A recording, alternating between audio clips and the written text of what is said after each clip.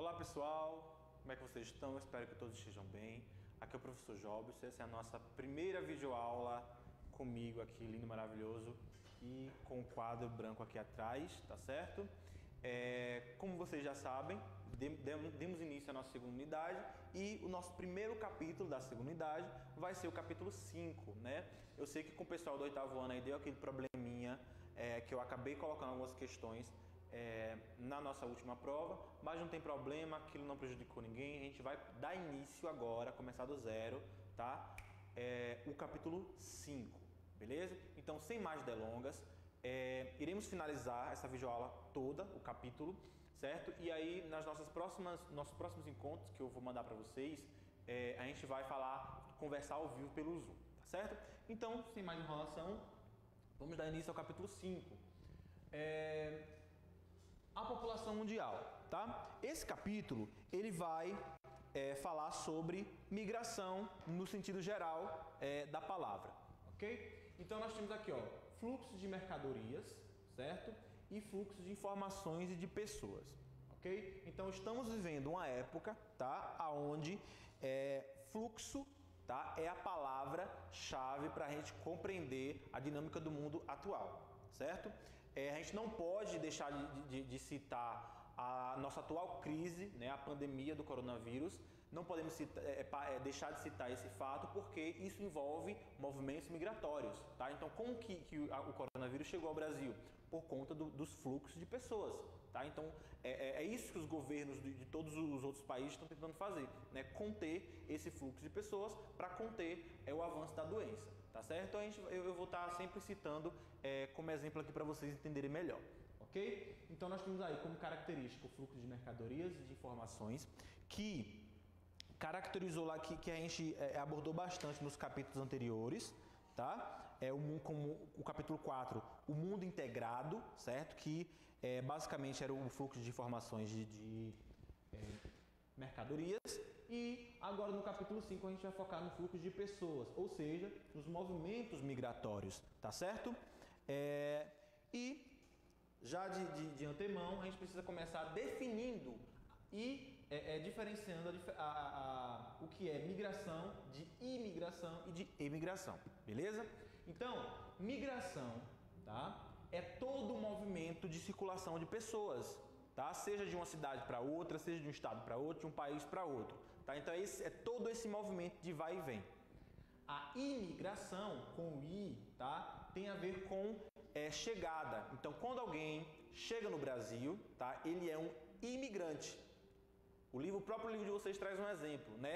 Da Bolívia. Então, um boliviano que chega no Brasil, ele, para os brasileiros que está recebendo aquele imigrante, ele é um imigrante, porque ele está chegando.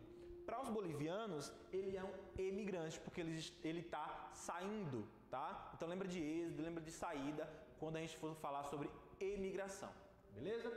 Então diferenciamos isso daí, aí a gente vai para os fatores que contribuem para esse fluxo migratório, beleza? Então nós temos aí dois fatores importantes, que é os fatores estruturais, tá? E os fatores conjunturais. Os fatores estruturais, eles têm a ver com a questão socioeconômica do país, certo? E a questão do subdesenvolvimento. Ele está muito ligado a países pobres, tá? Pessoas que saem de países pobres em busca de uma melhor condição de vida nos países ricos, beleza? Já os fatores conjunturais, eles são mais momentâneos. Ou seja, o que significa isso? São crises políticas que aquele país está enfrentando naquele determinado momento, tá? Ele nunca enfrentou, mas naquele período está enfrentando. E guerras civis, secas e outras catástrofes naturais que está acontecendo naquele momento e que a pessoa precisa fugir, né? Ou emigrar no caso, muito rapidamente. Então, esse é um fator conjuntural, a atual conjuntura. Tá? E os fatores estruturais já é uma questão histórica de que aquele país já tem aquela característica de subdesenvolvimento. Beleza? No ano 2017 foi registrado mais de 258 milhões, certo? De migrantes em todo o mundo, né? O fluxo de imigrantes, tanto de saída de imigrantes quanto de entrada dos imigrantes. Desses mais de 200 milhões de pessoas, 20 mil eram refugiados. Aí já a gente vai entender a diferença de imigrantes para refugiados, tá certo? Os principais destinos desses migrantes são os países ricos, como eu falei para vocês, e os principais países de onde saem esses imigrantes, né? Esses migrantes são de países pobres. Então o fluxo é justamente esse. Os países pobres saem muitas pessoas, tá? E os países ricos recebem muitas pessoas, beleza? Temos aí também a característica das migrações ilegais. Então, o que são as migrações ilegais? Migrações ilegais são feitas por pessoas sem documentação e sem autorização daquele país. Um grande exemplo disso é a fronteira do México com os Estados Unidos. A gente sabe que o nível econômico e social do México para os Estados Unidos é muito diferente, né? O México está bem abaixo do desenvolvimento dos Estados Unidos e muitos mexicanos e latino-americanos utilizam a fronteira do México, né? São países fronteiriços, para conseguir chegar nos Estados Unidos e realizar o chamado sonho americano, tá certo? Por conta dessa ilegalidade, acontece muitos casos de deportação, né? Deportação é aquele processo onde o governo pega aquela pessoa e fala, volta de onde você veio, porque você não tem autorização, você não tem como se manter aqui, a gente já tem problemas demais, né? Mendigos demais, então a gente não precisa de pessoas ilegais aqui. Então acontece esse movimento de deportação, beleza? Cuba também é outro exemplo de pessoas que tentam adentrar nos Estados Unidos. Cuba fica próxima à Flórida, né? Quem assistiu Pica-Pau aí vai lembrar daquele Cabo Canaveral, né? Que é a pontinha que fica próxima a Cuba, onde eles utilizam muito barcos clandestinos para chegar nessa ponta da Flórida nos Estados Unidos, certo? Aonde muitos acabam morrendo e tudo mais por conta da precariedade do próprio transporte, beleza? O Brasil, em 2017, ele aprovou uma lei, tá, que regulamenta e que facilita, digamos assim, a presença e a entrada de imigrantes, principalmente a de refugiados. Então, o Brasil, no cenário global, tá, ele tem uma política considerada como uma política bem bacana, digamos assim, tá, para a recepção de refugiados. Então, é muito mais fácil um refugiado conseguir asilo e abrigo no Brasil do que nos Estados Unidos ou na Europa, por exemplo. Tá? Dependendo da situação. Quando a gente vai para refugiados, os refugiados eles são migrantes, de uma certa forma, porém, a diferença é que eles são obrigados a sair do país de origem. O que significa isso? Por conta da atual conjuntura, lembra aqui, de guerras, de catástrofes ambientais, certo? Eles precisam sair rapidamente, às vezes até só com a roupa do corpo e alguns documentos. Ok? Então, os refugiados eles têm essa característica própria. Como eu falei para vocês, guerras civis, um exemplo, né, é a Síria, que com certeza muitos conhecem a situação dos sírios que estão em guerra civil há muito tempo já, e eles precisam sair, geralmente porque por conta que eles precisam sair rápido, tá? Eles vão para os países vizinhos. Então, acho que é o Líbano, Jordânia. A Jordânia, que faz fronteira com a Síria, recebe muito imigrante da Síria, né? Então, eu preciso sair rápido, não tenho dinheiro para o avião, por exemplo. Então, eu vou andando, alguns vão andando até cruzar a fronteira para chegar no outro país. Então, geralmente, por conta dessas guerras, eles precisam fazer Cadê? Terremoto. Não coloquei aqui não. Eles precisam alcançar esses países que fazem fronteira terrestre, né? Porque é muito mais fácil para eles.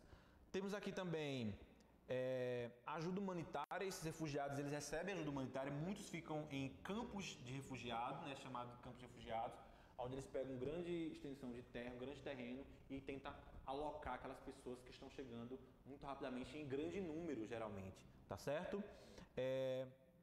Tem também, o livro traz o exemplo do Triângulo do Norte, que é ali na América Central, tá? O Triângulo do Norte que corresponde...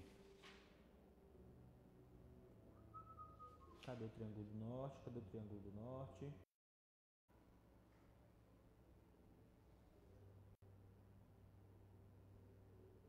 No Triângulo do Norte, tá? Que está localizado ali na América Central, há vários conflitos ali entre El Salvador, né, Honduras, Guatemala, naquele istmo ali que liga a América do Norte e a América do Sul. Existem vários conflitos, né? A gente nem costuma ouvir muito falar sobre esses conflitos ali daquela região. Então, muitos acabam fugindo para Belize, para o México, né, para tentar mais uma vez chegar no tão sonhado Estados Unidos, ok? Outros países que saem muitos refugiados em busca de salvação, né? Em busca de uma melhor condição de vida, é o Haiti, tá? O Haiti que sofreu recentemente um grande terremoto e sempre sofre com grandes desastres naturais. É um grande local de saída de pessoas, né? E aí, como é muito difícil entrar nos Estados Unidos, para eles acabam vindo para o Brasil, né? O Brasil tem a tradição de acolher melhor os refugiados. Então, eles vêm pela parte norte, ali pelo Acre, pela Amazônia, né? Vem descendo para chegar em São Paulo, ok? Cuba também, como eu falei para vocês, acontece bastante essa fuga, e nós temos aqui os chamados refugiados ambientais, tá? Os refugiados ambientais, como o próprio nome já diz, são aqueles refugiados onde aconteceu alguma catástrofe ambiental, né, natural naquele país, geralmente países que ficam ali próximos a atividades vulcânicas, né, países como o próprio Haiti mesmo, que fica em localidades com atividades sísmicas. Então, por isso que geografia humana e geografia física é importante a gente estudar junto, né, porque uma coisa está relacionada com a outra. Então, a movimentação tectônica acaba influenciando ali o próprio desenvolvimento de um país, beleza? Então, esses são chamados refugiados ambientais, ok? A gente vai continuar com refugiados ambientais com a fuga de cérebros.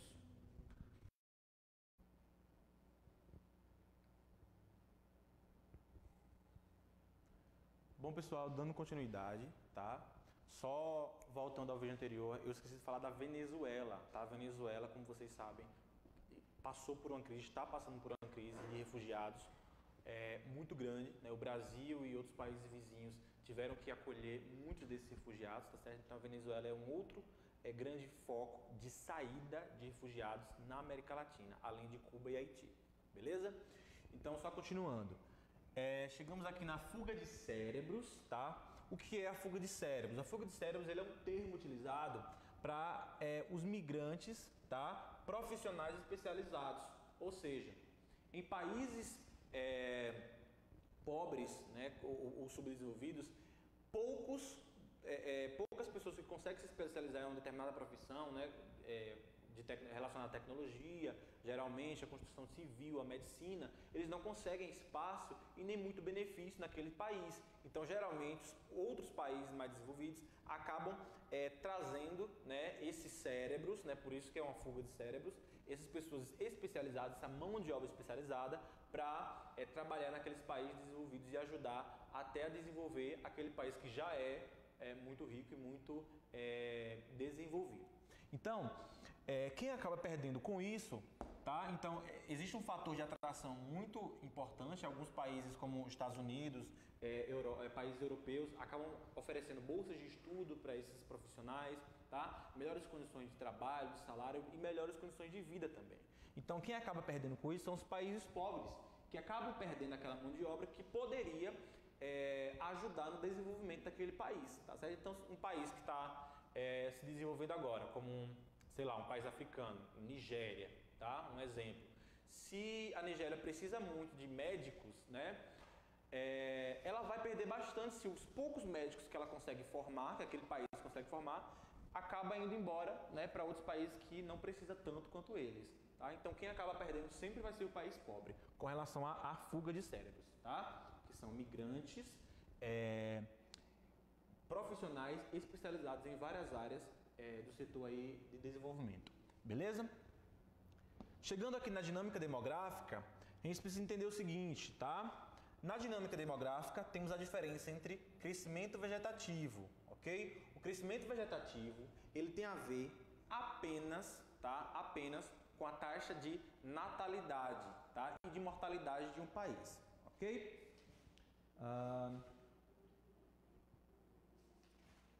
Cadê? Aqui, ó. Crescimento vegetativo ou natural, tá? É a diferença entre a taxa de natalidade e a taxa de mortalidade em uma determinada população, ok? Então, o que significa dizer? Se está nascendo muitas pessoas, se o número de óbitos está equilibrado. Então, por exemplo, se nascer muitas pessoas e morrer poucas pessoas, acaba que tem um crescimento, né? Porque está morrendo menos, as pessoas estão vivendo mais, né? Mais idosos e as mulheres estão parindo mais, estão tendo mais filhos, certo? Se acontece o processo de pessoas estão vivendo mais, porém estão nascendo menos. Então, futuramente, nós teremos uma população idosa. Então, o crescimento vegetativo tem a ver apenas com o nascimento de pessoas e a morte de pessoas naquela localidade, beleza? A taxa de fecundidade também é um outro dado que se refere à questão do número de filhos por mulheres, tá? Então, anteriormente, né, nós tínhamos gráficos onde existia, em média, 3 filhos por mulheres. Conforme o país ele vai se desenvolvendo, conforme a mulher vai entrando no mercado de trabalho, esse número tende a diminuir. Então, hoje em dia, a média aí em alguns países, tá, é de 1 filho por mulher, tá? Na Europa, alguns países já registra crescimento negativo, o que significa dizer que está nascendo menos pessoas, tá?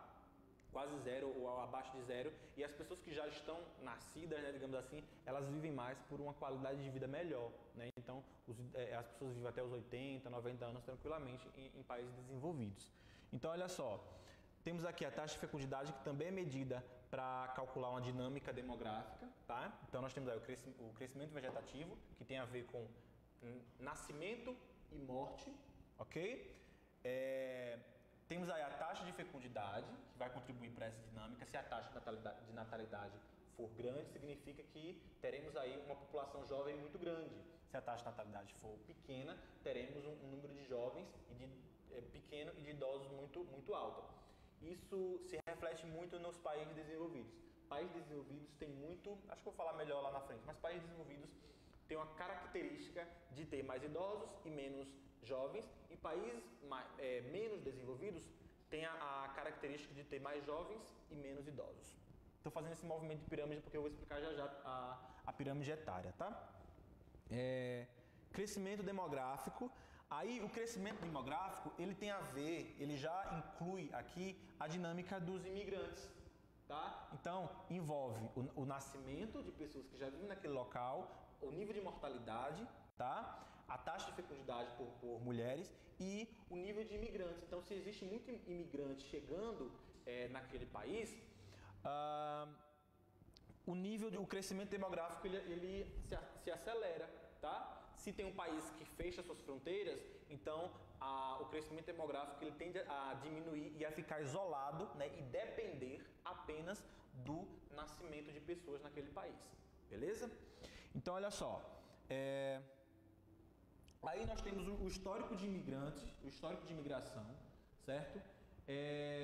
Logo depois da escravidão e tudo mais, países da América Latina como um todo acabaram abrindo suas portas para emigrantes, né, para imigrantes, né, aliás, principalmente vindo da Ásia, do Japão e imigrantes aí da própria Europa, né? A gente sabe que nós temos aqui descendentes de japonês na escola, nós temos descendentes de italiano, nós temos descendentes aí de alemães. Então, pelos próprios sobrenomes de vocês aí complicado que nem eu sei, a gente percebe que nós temos netos, né, bisnetos de imigrantes que vieram para o Brasil, tá certo? Que contribuíram para essa dinâmica demográfica e para o crescimento demográfico do país, beleza? E aí nós temos aqui, ó, a crise de 1930, que foi porque assim, pessoas, principalmente a população adulta, ela significa que é uma mão de obra para o país. Então, se o país tem um número de adultos, de jovens e adultos capacitados para trabalhar, é mão de obra e é desenvolvimento para o país. Só que, na década de 30, houve uma grande crise em todo o mundo, né? Os Estados Unidos, a Europa, a Ásia estavam passando por uma grande crise e eles começaram a conter esse fluxo, porque eles estavam perdendo pessoas, né? O Japão estava perdendo pessoas, a Europa estava perdendo pessoas, até por conta da guerra mesmo. E aí, o que eles falaram? Olha, ninguém sai mais, ou vamos dificultar a saída dessas pessoas e dar condições para que elas permaneçam aqui, porque se a gente ficar sem população economicamente ativa, a gente vai acabar tendo um impacto muito significativo na nossa economia, tá certo? Então esse fluxo começou a ser barrado, né, a ser diminuído a partir da década de 30, tá certo? Transição demográfica. Transição demográfica, ela tem a ver com a passagem o crescimento populacional mundial, certo? Que tem a ver com menos mortalidade. Aí a gente vai ver o seguinte: com o desenvolvimento tecnológico, tá? Com o acesso à saúde, saneamento básico, tá certo? A higiene, todos esses fatores fizeram com que as pessoas vivessem mais, ou seja, tivessem uma qualidade de vida melhor. Na década de 40, década de 20, as pessoas tinham uma média de idade de 50 anos, né? Tinha países que as pessoas viviam 40 anos e era idoso já, tá? Então, conforme a tecnologia e a medicina foi avançando, né, o número de mortalidade ela veio diminuindo, significando que as pessoas vivem mais e com mais qualidade de vida.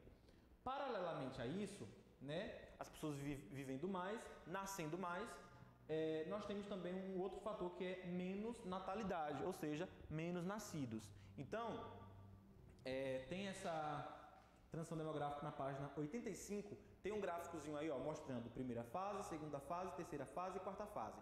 Peguem o livro de vocês, que não está com o livro aí, tá? Para vocês acompanharem comigo. Na página 85, nós temos um gráfico, esquema de transição demográfica, onde nós temos a barrinha rosa, tá? Que é a taxa de mortalidade, que vem caindo, ou seja, as pessoas vêm morrendo menos, né? Vivendo mais e morrendo menos, e a taxa, e essa linhazinha azul, que significa a taxa de natalidade, aonde ela vem caindo mais devagar do que a mortalidade. Então a mortalidade ela desceu rapidamente e as pessoas continuando tendo filhos. Filho. Se as pessoas morrem menos e nascem mais, o número de pessoas aumenta no mundo, tá? Só que essa taxa ela vem diminuindo vagarosamente e a taxa de mortalidade vem caindo rapidamente, ok? Nós temos aqui taxa de mortalidade diminuiu na fase 2, como vocês podem perceber aí no livro de vocês.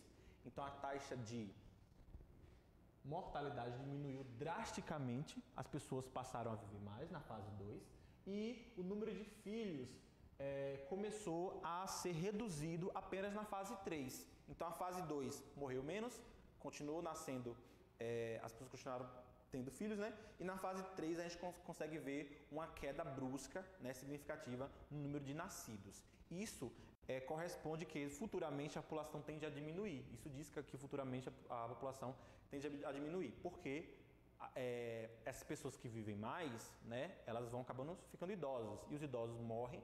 E se não tem pessoas nascendo, né, para compensar essa morte, aí a taxa de pessoas no mundo tende a diminuir. Ok? Então nós temos aqui a mortalidade e a natalidade, tá certo? Que foi o que eu acabei de falar para vocês. A explosão demográfica latina, na América Latina. Nós temos aqui, na América Latina, um número grande ainda de pessoas nascendo, certo? Então a América Latina, ela meio que ainda se iniciou o processo de transição. Então, só para desenhar melhor para vocês, o processo de transição é essa passagem do boom de crescimento, tá? E o boom da queda da população, beleza? A América Latina ela ainda está passando por esse processo de transição demográfica. Ainda está nascendo muitas pessoas aqui, certo? E as pessoas ainda estão vivendo bem. Só que daqui a algum tempo as mulheres vão começar a ter menos filhos e aí vai cair rapidamente o número de pessoas nascidas na América Latina, ok? Na Europa já se registra um crescimento negativo. Na Europa, que tem uma grande concentração de países desenvolvidos, tem aí problemas com a previdência, ou seja, se tem muitos idosos e poucas pessoas para trabalhar, para contribuir para a economia, né? Como que os governos vão conseguir pagar tanta aposentadoria assim? Imagina um país com, sei lá, 80% de idosos, né, e 20% de jovens. Não bate, né? Os 20% vai trabalhar para sustentar, né, contribuir com impostos para sustentar a previdência dos idosos, então não tem como. E aí a própria Europa ela vai incentivar, né, dar vários benefícios, licença maternidade de 1 ano, né, salários para as mulheres terem filhos, né? Então eles acabam incentivando o nascimento. Acontece também o problema da xenofobia, tá certo? Que é a aversão a estrangeiros. Muitos países europeus incentivam a imigração naquele país para tentar conter aí essa transição demográfica e esse número negativo de nascidos, né? Porque eles precisam de pessoas jovens para continuar trabalhando no país. Mas a gente sabe que a xenofobia ele é uma pedra aí no caminho para essa questão da imigração, beleza? E aqui nós temos a estrutura etária da população, ou seja, a pirâmide etária. Tá? A pirâmide etária, como eu estava fazendo aquele gestozinho para vocês, nós temos aí 3 exemplos no livro de vocês, na página 87 e na página 88. Tá? O primeiro exemplo é sobre o Canadá, os 3 são de 2017. O segundo exemplo é a pirâmide etária do Brasil e o último exemplo é a pirâmide etária da Bolívia. Então, como eu falei para vocês, né, a pirâmide etária, quanto mais desenvolvido for o país, a pirâmide etária é organizada da seguinte forma. De um lado, nós temos a população masculina, do outro, a população feminina, e nós temos organizada entre jovens, adultos e idosos. Jovens, eles são de 0 a 19 anos, a população de 0 a 19 anos. Adultos é a população de 20 a 59 anos e a população idosa é de 60 para cima, ok? Daí, em países desenvolvidos, como é o caso do Canadá, a pirâmide ela tende a ficar nesse formato, ou seja, a base é sempre os jovens, tá? Então a base ela tende a encurtar, ou seja, o número de pessoas jovens tende a diminuir e o número de pessoas idosas tende a aumentar, beleza? Causando os impactos que a gente já discutiu. Em países em transição demográfica, né, que não completou ainda esse processo, como é o caso do Brasil, ela ainda tem esse formato piramidal, mas vocês conseguem perceber que a população adulta já começa a ser maior do que a população jovem, tá? A população de crianças e adolescentes. Então a população adulta ela começa a ser maior, né? E futuramente ela tende a se tornar a população idosa, né? O topo da pirâmide começa a ficar mais grossinho, digamos assim, e a base mais fina. E países como Bolívia, né, vocês vão perceber que é quase que um triângulo perfeito. A base, né, a população jovem é muito grande e a população idosa, por conta das condições de qualidade de vida, elas vivem menos. Então a expectativa de vida ela é reduzida em países mais pobres, beleza? Daí nós temos os impactos, aí tem a ver com o desenvolvimento, como eu falei para vocês, tá? E o impacto na economia, né? A população, a PEA, que é a população economicamente ativa, que ela é composta por pelos adultos, tá? Que é quem teoricamente deveria trabalhar ou trabalham. Nós temos aí, se o país como o Brasil tem uma população muito grande de adultos, ele precisa criar políticas para dar trabalho para essas pessoas adultas. Se esse país tem uma população majoritariamente jovem, que é o caso da Bolívia, eles precisam ter um investimento muito maior em educação, em escolas, em questão de saúde, beleza? E em países como o Canadá, a economia vai ser voltada para o investimento da população idosa, né? Tanto de questão de saúde quanto de questão previdenciária. Então, as políticas econômicas daquele país vai ser direcionadas e pensadas conforme a pirâmide etária que ele apresenta, ok? Esse foi o nosso capítulo 5, pessoal. Agora eu quero que vocês respondam todas as questões, todas as atividades do capítulo 5 e aí a gente parte para a nossa correção ao vivo quando a gente for se encontrar com o Zoom, tá? Pela plataforma Zoom, ok? É isso, pessoal. Até a próxima aula. Tchau, tchau.